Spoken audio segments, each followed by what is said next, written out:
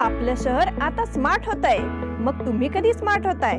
Smart न्यूजचे YouTube channel subscribe करा, smart बना। नोटिफिकेशनसाठी बेल आयकॉनवर क्लिक करा। नमस्कार, मी Ankita Pawar smart news bulletin मध्ये आपलं स्वागत करते। बुलेटिनच्या सुरुवातीलाच एक विशेष बातमी आहे। खानापूर भाजपकडून मुख्यमंत्र्यांचे अभिनंदन। कर्नाटक राज्याचे 23वे नूतन मुख्यमंत्री बसवराज बोम्मई यांनी शपथ घेतल्यानंतर खानापूर तालुका भाजपच्या पदाधिकाऱ्यांनी बेंगळूर येथे जाऊन मुख्यमंत्री बसवराज बोम्मई आणि मुरुगेश निराणी यांना पुष्पगुच्छ देऊन अभिनंदन केले।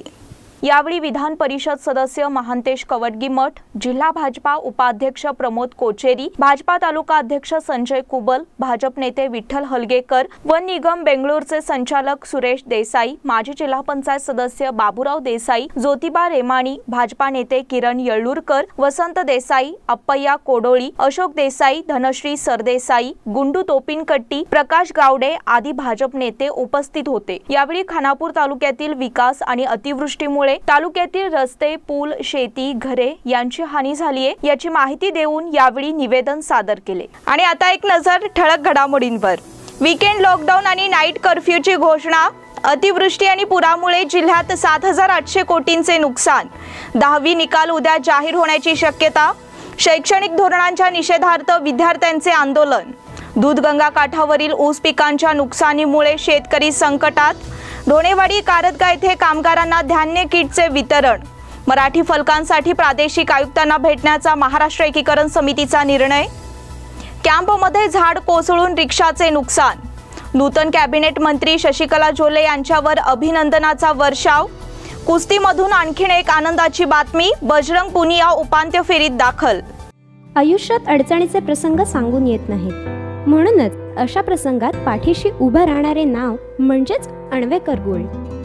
गेल्या 15 वर्षापासून सोने आणि चांदीच्या दागिन्यावर सर्वात जास्त सुलभ तारण कर्ज रक्कम देणारे आणि सर्वात कमी व्याजदर आकारणारे। कोणत्याही बँकेत सोन्या चांदीचे गहाण ठेवलेले दागिने सोडवून घेऊन आजच्या मार्केट दराप्रमाणे योग्य किमतीस खरेदी करणारे। दागिना असो वा विश्वास, आम्ही मोल जाणतो। अण्वेकर गोल्ड। अण्वेकर गोल्ड 88438863।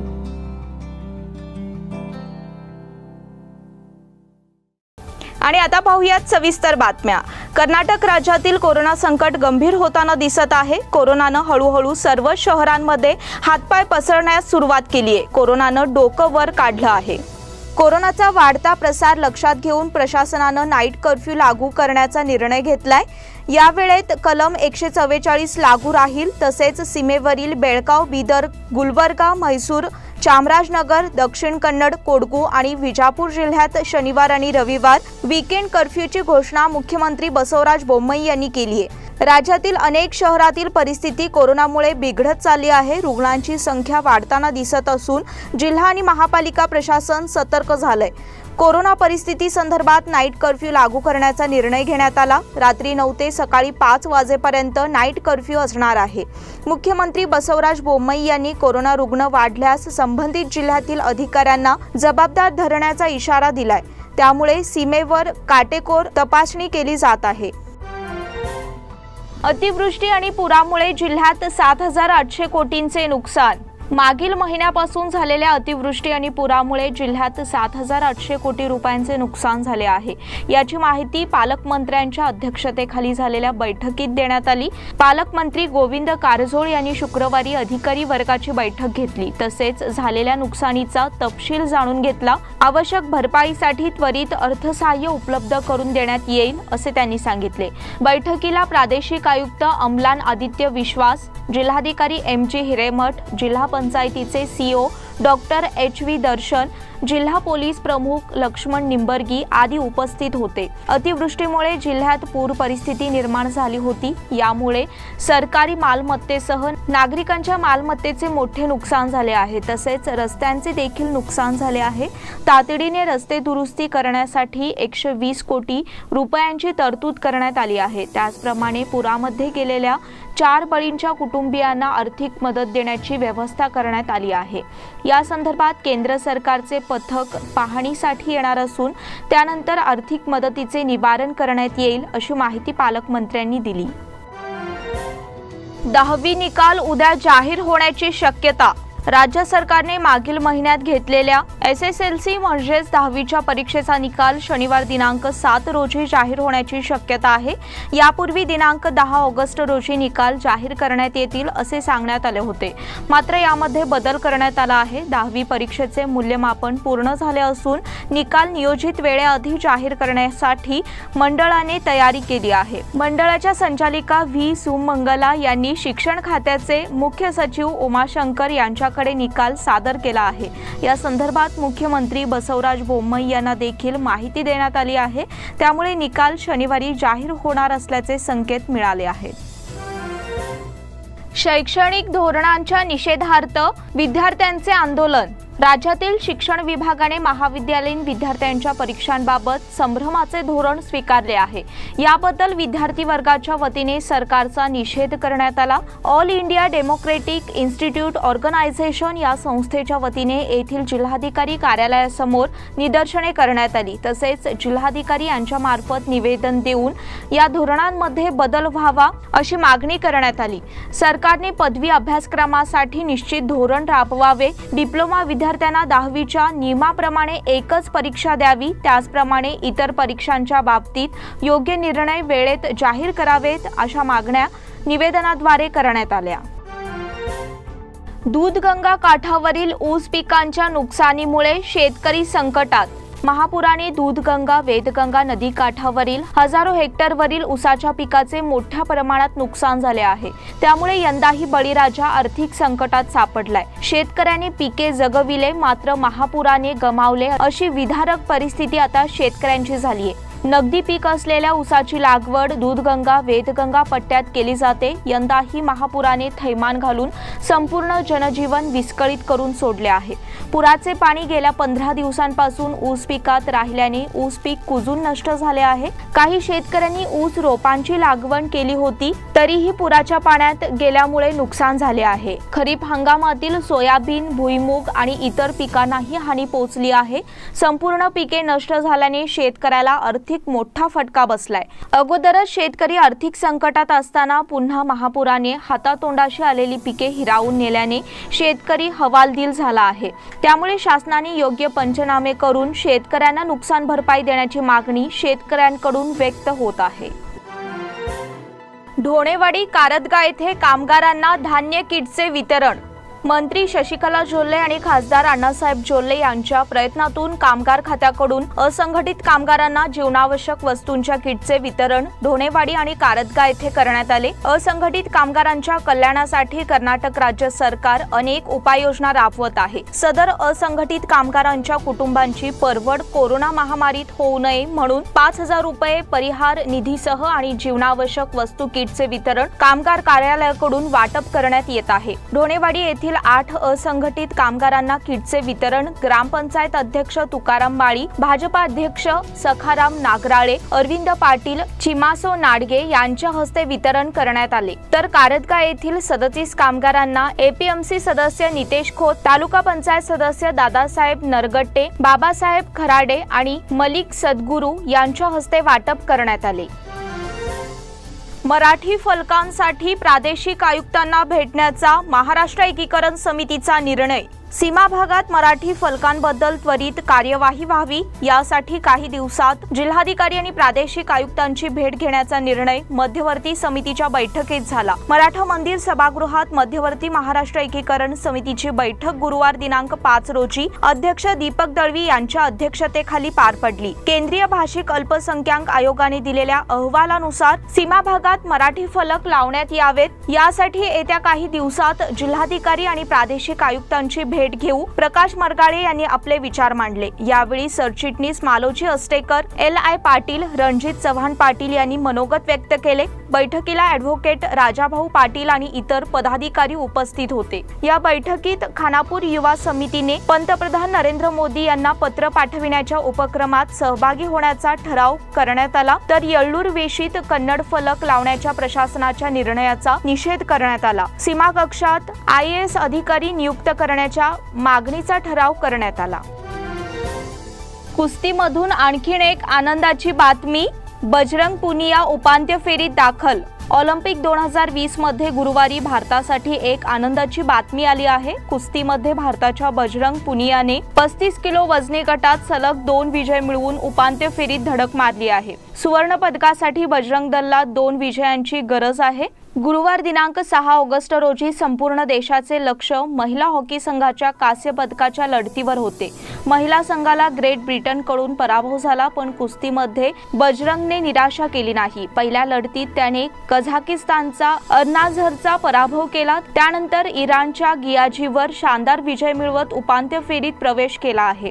त्याआधी महिलांच्या 50 किलो लढतीत भारताच्या सीमा बिल्साचा ट्युनिशियाच्या सारा हमदीने पराभव केला। काल कुस्तीमध्ये भारताच्या रविकुमार दहियाने रौप्य पदक जिंकले होते। भारताचे टोकियो ऑलिम्पिकमधील ते 5वे पदक ठरले। काल झालेल्या दुसऱ्या एका लढतीत दीपक पुनियाचा निसटता पराभव झाला, त्याला कांस्य पदक जिंकण्याची संधी होती। आज बजरंगला इतिहास घडविण्याची संधी आहे। त्याने अंतिम फेरीत प्रवेश करून सुवर्ण पदक जिंकल्यास अशी कामगिरी करणारा तो पहिला भारतीय खेळाडू ठरेल। त्याचबरोबर वैयक्तिक प्रकारात सुवर्ण पदक जिंकणारा तो दुसरा भारतीय खेळाडू ठरेल। कॅम्पमध्ये झाड कोसळून रिक्षाचे नुकसान। कॅम्पमधील एका बंगल्याच्या आवारातील गुलमोहराचे जुने झाड कोसळून पडल्याने एका रिक्षाचा चक्काचूर झाला। यामुळे रिक्षा चालकाचे मोठे आर्थिक नुकसान झाले। केवळ सुदैवाने यात जीवितहानी झाली नाही। कॅम्पमधील सेंट झेवियर्स शाळेशेजारी असणाऱ्या उद्योजक संतोष कामत यांच्या बंगला परिसरात गुलमोहरांची जुनी झाडे वाढली आहेत। यामधील 40 फूट इतक्या भव्य उंचीचे असणारे गुलमोहराचे झाड शुक्रवारी सकाळी उन्मळून पडले। त्यावेळी बंगला आवारातील रहिवासी असणाऱ्या रवी कणबर्गी यांची रिक्षा झाडाखाली होती। या रिक्षावरच झाडाचे बुंधे कोसळले, त्यामुळे रिक्षाचा चक्काचूर झाला। केवळ येथे कोणीही उपस्थित नसल्यामुळे जीवितहानीचा अनर्थ टळला। नूतन कॅबिनेट मंत्री शशिकला जोल्हे यांच्यावर अभिनंदनाचा वर्षाव। बेळगाव जिल्ह्यातून मंत्री कॅबिनेट स्तरावर मंत्रीपद मिळवणाऱ्या शशिकला जोल्हे यांच्यावर निपाणी तालुका परिसरातून अभिनंदनाचा वर्षाव होत आहे। यामध्ये सामाजिक कार्यकर्ते सचिन बबन चौगुले आणि ग्रामपंचायत सदस्य वंदना सचिन चौगुले यांनी त्यांचे हार्दिक अभिनंदन केले आहे। त्याचप्रमाणे महालक्ष्मी पीकेपीएस कोगनोळी दत्तवाडी हणबरवाडी या संस्थेचे संस्थापक अध्यक्ष धनाजी कागले यांनीही त्यांचे अभिनंदन केले आहे। आप्पाचीवाडी ग्रुप ग्रामपंचायतीचे सदस्य राजेश महादेव डोंगळे आणि इतर सदस्य आणि कार्यकर्त्यांनी देखील त्यांचे अभिनंदन केले आहे। या बुलेटिन मधील पुढील बातम्या छोट्याशा विश्रांतीनंतर।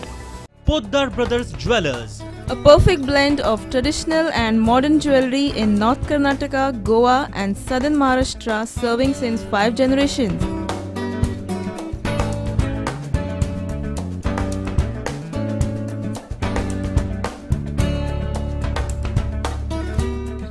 exclusive gold, silver and platinum jewelry showroom.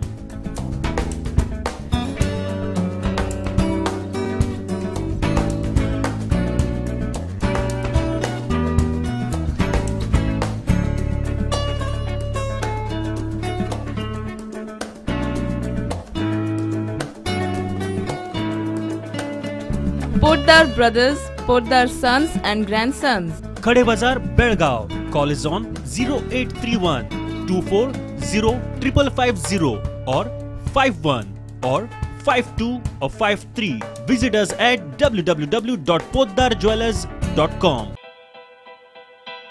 बेलगाम वासियों के पसंद में उतरा उड़ान बार एंड रेस्टोरेंट।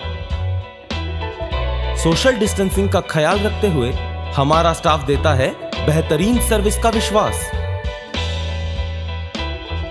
यहाँ है पार्टी और फंक्शन के लिए 3 आलीशान हॉल, कारपोरेट डिनर मीटिंग के लिए 3 अलग कक्ष, आईपीएल मैच देखने के लिए 3 बड़े स्क्रीन की विशेष सुविधा। इसके साथ ही साफ सुथरा किचन जहां हमारा वेल क्वालिफाइड स्टाफ देता है क्वालिटी और हाइजीनिक फूड की गारंटी।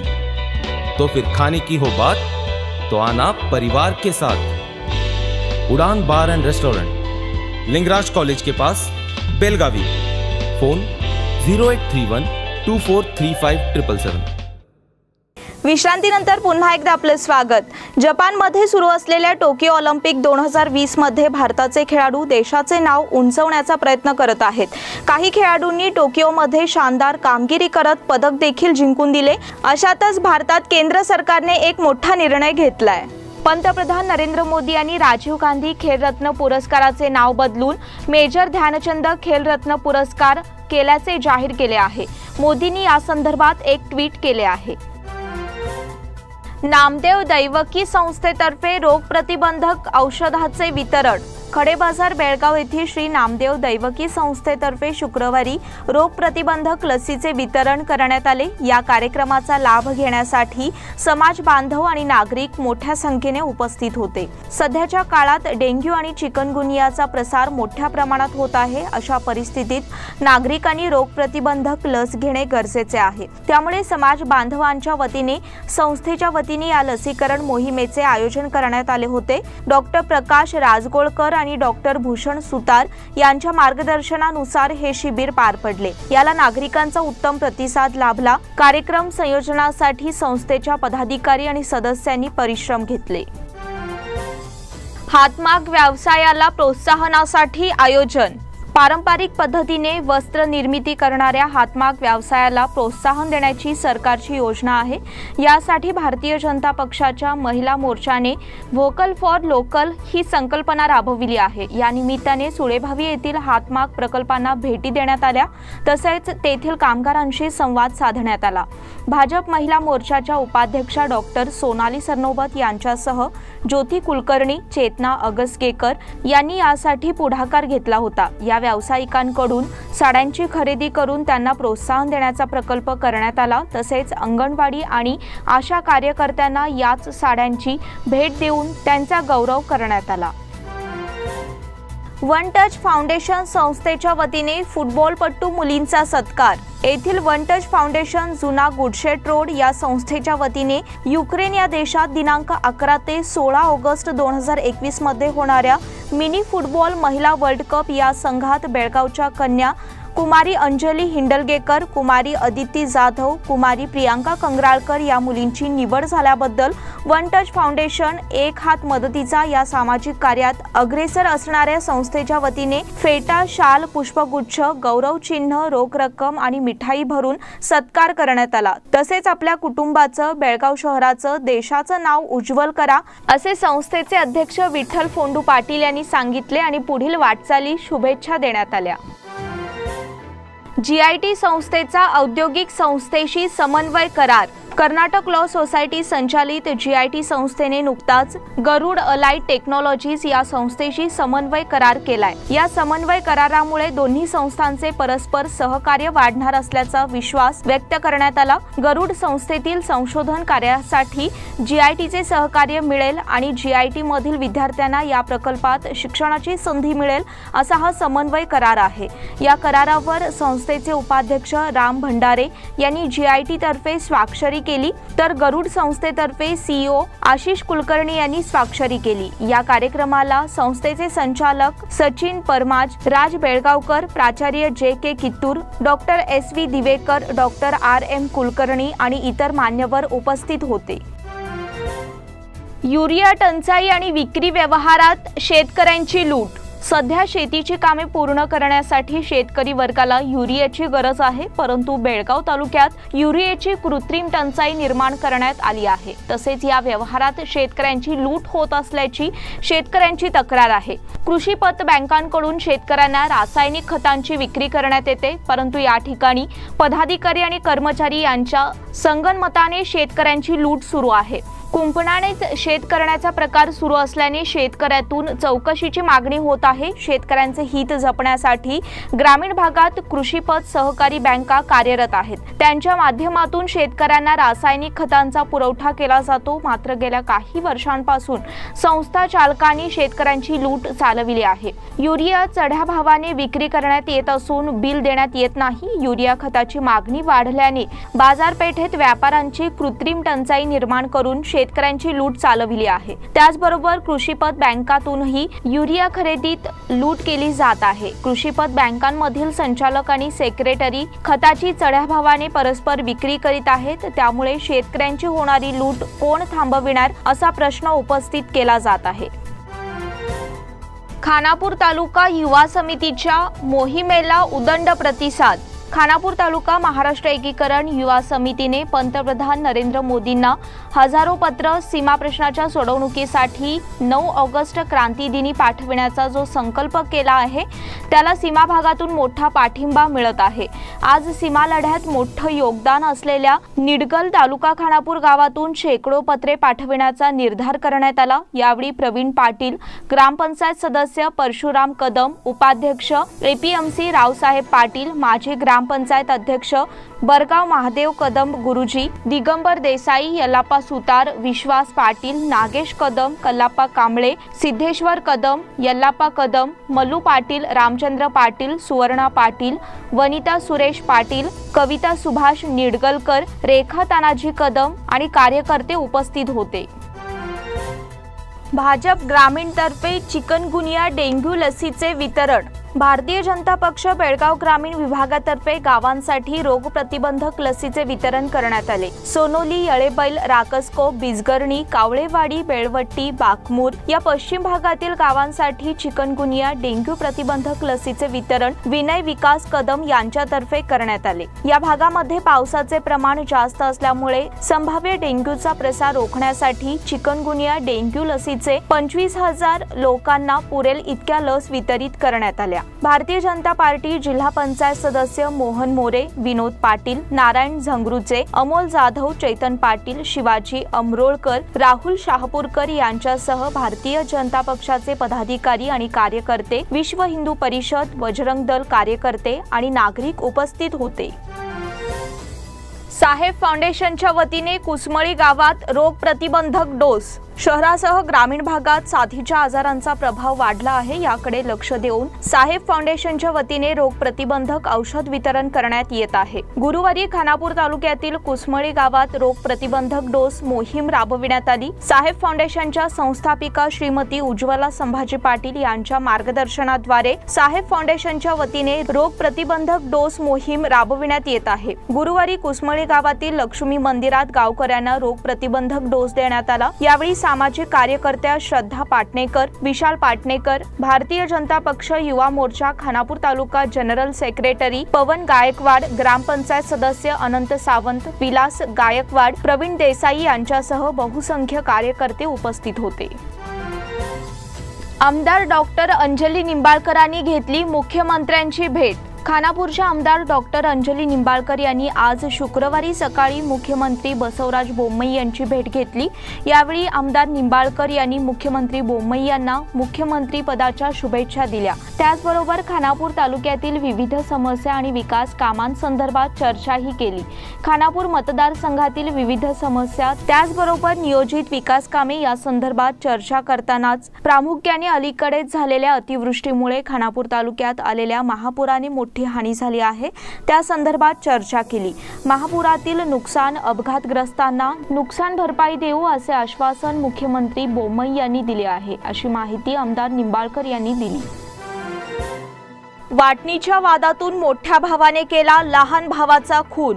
लक्ष्मीनगर मच्छे येथे आईच्या पेन्शनचे पैसे आणि हिस्से वाटणीच्या वादातून मोठ्या भावाने आपल्या लहान भावाचा मानेवर कुऱ्हाडीने वार करून निघरून खून केल्याची घटना घडली आहे। बसवराज शिवपुत्र तळवार वय 41, मूळ राहणार उळागड्डी खानापूर, सध्या राहणार लक्ष्मीनगर मच्छे असे मैताचे नाव आहे। संशयित आरोपी राजू शिवपुत्र तळवार वय 46 याने लहान भाऊ बसवराज याचा खून केलाय। पैसे आणि हिस्से वाटणीचा जुना वाद उफाळून आल्याने मोठ्या भावाने लहान भावाचा खून केला। ही खळबळजनक घटना बेळगाव शहरापासून 10 किलोमीटर अंतरावर असलेल्या लक्ष्मीनगर मच्छे येथे घडली। खून केल्यानंतर आरोपी राजू हा फरार न होता मृतदेहाजवळ बसून होता। घटनेची माहिती मिळताच वडगाव ग्रामीण पोलीस घटनास्थळी हजर झाले। घटनास्थळी पंचनामा करून मृतदेह बेळगाव जिल्हा शवागाराकडे पाठविण्यात आला आहे। संशयित आरोपी राजू तळवार याला अटक झाली आहे। मेसीचा बार्सेलोनाला रामराम। अर्जेंटिनाचा कर्णधार आणि स्टार खेळाडू लिओनेल मेसी यापुढे बार्सिलोना फुटबॉल क्लबकडून खेळताना दिसणार नाही। बार्सिलोना आणि मेसी यांच्या गेल्या 21 वर्षापासूनचा प्रवास आता संपला आहे। स्वतः बार्सिलोना क्लबने याची माहिती दिली आहे। मेसी आणि बार्सिलोना यांचा करार 30 जून रोजी संपुष्टात आला। आता तो अन्य कोणत्याही क्लब सोबत खेळण्यास स्वतंत्र झाला आहे। काही दिवसांपूर्वी असे वृत्त आले होते की पे कट नंतर देखील मेसी बार्सिलोना क्लब सोबत राहील, पण या बातम्यांना आता पूर्णविराम मिळाला आहे। बार्सिलोना क्लबने दिलेल्या माहितीनुसार दोन्ही बाजूंकडून प्रयत्न करण्यात आले आणि नवा करार करण्यासाठी संमती होईल यासाठी चर्चा झाली, पण त्यात काही मार्ग निघाला नाही। यामुळे एक सुवर्ण प्रवास आता थांबला आहे। बार्सिलोना आणि मेसी यांच्यात करार का मोडला? मेसी आणि बार्सिलोना यांच्यातील नव्या करारात संमती झाली नाही। नव्या करारातील अटी स्पष्ट झाल्यानंतर आर्थिक बाबतीत सहमती न झाल्याने करार होऊ शकला नाही। दोन्ही पक्षांना या गोष्टींचे वाईट वाटते की क्लब आणि खेळाडूची इच्छा पूर्ण झाल्या नाहीत। क्लबने मेसीने दिलेल्या योगदानाबद्दल त्याचे आभार मानले आहेत आणि भविष्यासाठी शुभेच्छा दिल्या आहेत। महिला हॉकी संघाचे स्वप्नभंग, ग्रेट ब्रिटनचा भारतावर निसटता विजय। टोकियो ऑलिम्पिक 2020 मध्ये शानदार कामगिरी करणाऱ्या भारतीय महिला संघांना कांस्य पदकाच्या लढतीत पराभवाला सामोरे जावे लागले। आज 6 ऑगस्ट रोजी झालेल्या लढतीत ग्रेट ब्रिटनने त्यांचा 4-3 असा पराभव केला। भारतीय संघाला 4थ्या स्थानावर समाधान मानावे लागले।